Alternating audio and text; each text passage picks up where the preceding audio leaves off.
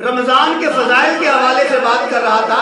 ایک مرتبہ نبی صلی اللہ علیہ وسلم نے صحابہ کرام کو جمع کیا، جمع کر کے فرمایا اے لوگو، اللہ تعالیٰ آپ کے پاس ایک مہینہ بھیج رہا ہے جو بڑی عظمت والا مہینہ ہے، بڑی شان والا مہینہ ہے، جو رمضان کا مہینہ ہے، بڑی برکت والا مہینہ ہے۔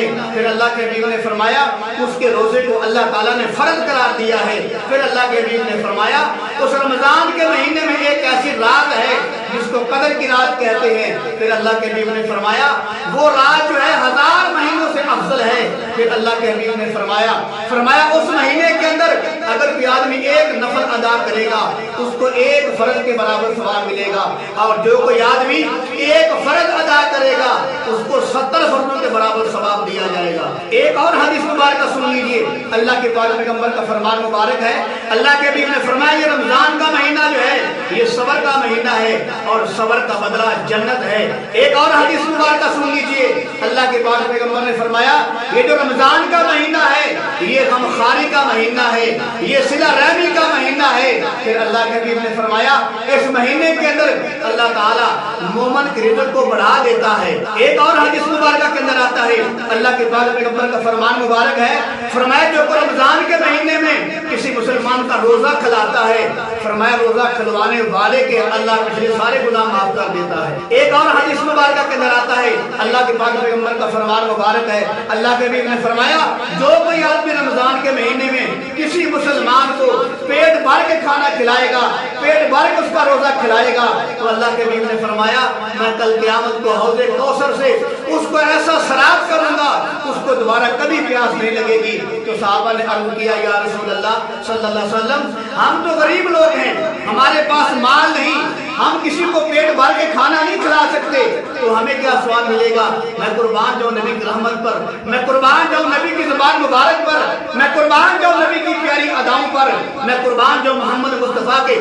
اسوہ حسنہ پر۔ اللہ کے پاک پیغمبر نے فرمایا کہ جو کوئی آدمی پانی ملے دودھ کے ساتھ، پانی ملا دودھ یعنی کہ لسی کے ایک گھونٹ کے ساتھ بھی کسی کا روزہ کھلا دے گا تو اللہ کے حبیب نے فرمایا اللہ تعالیٰ اس کے پیچھے سارے گناہ معاف کر دے گا۔ تو ایک صحابی نے عرض کیا یا رسول اللہ صلی اللہ علیہ وسلم اگر کسی کے پاس یہ بھی نہ ہو، ہم غریب لوگ ہیں، اگر کسی کے پاس دودھ بھی نہ ہو تو وہ کیا کرے؟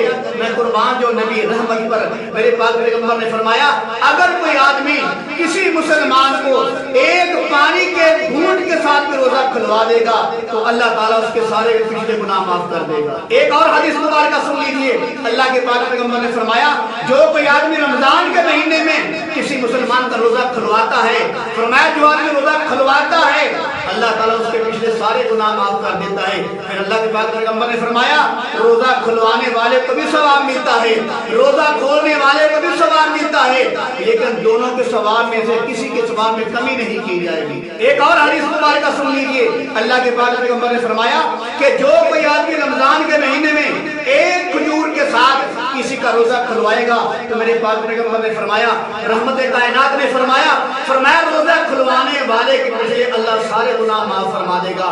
میرے پیارے عزیز بھائیوں ایک کھجور کے بدلے اللہ سارے گناہ معاف کر رہا ہے، یہ میرے محمد مصطفیٰ کی رحمت نہیں تو اور کیا ہے۔ ایک اور حدیث مبارکہ سن لیجئے، اللہ کے پاک پیغمبر نے فرمایا کہ جو کوئی آدمی رمضان کے مہینے میں اپنے نوکر سے ہلکا کام کروائے گا یعنی کہ اپنے نوکر سے تھوڑا کام لے گا تو فرمایا وہ جو مالک ہے اس کی برکت سے اللہ تعالیٰ مالک کے پچھلے سارے گناہ معاف کر دے گا۔ تو میرے عزیز بھائی اللہ کے پاک پیغمبر کے فرمان آپ نے سن لیے، اللہ کے پاک پیغمبر نے فرمایا جو کسی کا پیٹ بھر کے کھانا کھلائے گا اللہ اس کے سارے گناہ معاف کر دے گا۔